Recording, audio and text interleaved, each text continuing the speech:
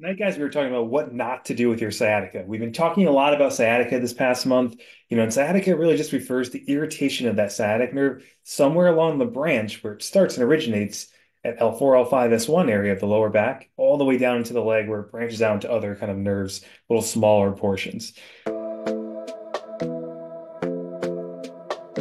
So, what should you not do? Let's dive right into the topic without wasting any time for tonight. We'll make it strict, quick, right to the point. There are three things that can typically make your sciatica worse. And sometimes doctors will tell you, oddly enough, to do these things, which doesn't really make sense, right?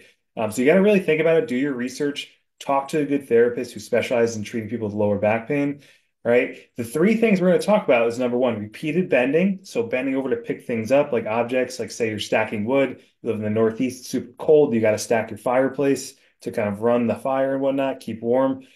Number two is prolonged position holding. So if you're either standing or if you're sitting for too long, both of those things can irritate it from staying in that static position, right? And then number three is rest. Sometimes people rest, and this is the one that doctors tell you to do immediately right out of the gate. They're like, "Oh, you're in pain? Why don't you rest? Take 2 weeks off from the gym. You know what? Take a month off. Let's see how it feels. Maybe it'll heal on its own." And sometimes, if you're lucky, it will heal on its own. But 99% of the time, it's going to heal. It's going to feel better because time usually heals most things. It's going to come back at some point and it's going to come back with a vengeance. Okay. So let's go back to number one, starting with repeated bending. So why do you want to avoid repeated bending? Sometimes like people get into a position where they're on their back and pull their knees into their chest, which also simulates repeated bending, like you're bending over to pick something up and rounding your spine. The reason why you want to avoid repeated bending is because it actually stretches the sciatic nerve. So picture an elastic band, right? If I had an elastic band, I would hold it up on my butt area, kind of all the way up to the lower back.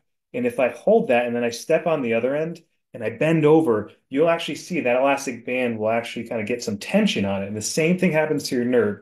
If your nerve is inflamed, or there's inflammation around the nerve, it's going to get irritated each time it gets stretched. And that's why you shouldn't really do hamstring stretching when you have a sciatica issue.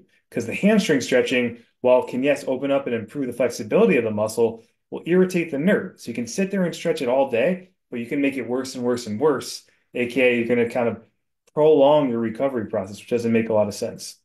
A lot of times, we won't talk about treatment too much, but people will benefit from being in other positions, like doing prone press ups where you lay on your stomach and you press up off of your hands where your hips stay on the ground, or on your elbows if you can't tolerate off of your hands. Okay, I just did this with someone the other night. They have really good relief in an assessment doing 3 sets of 10, and they're able to kind of improve their range of motion immediately afterwards within 5 minutes. Okay, it helps a lot of people, but you have to fall into that category. If your nerve's so irritated, sometimes that'll make it worse. So there are different routes you kind of have to go down. That's why it becomes a little more complex. We won't go into that. Number two is prolonged position holding.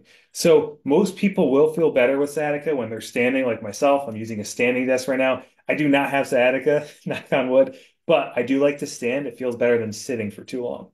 So typically that feels better. But if I stand for too long or if I sit for too long and I have sciatica, my back is going to get irritated. It's going to tell me I need to change positions.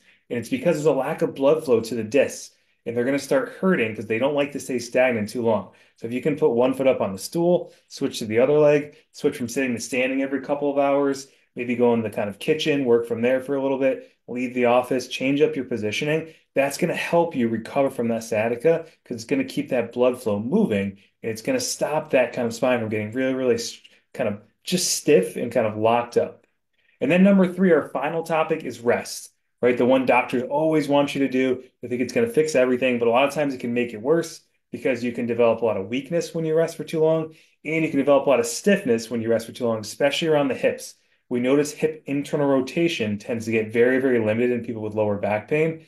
External rotation sometimes as well, especially when you cross your legs, like putting on your socks or your shoes. That can be a really, really difficult task to do.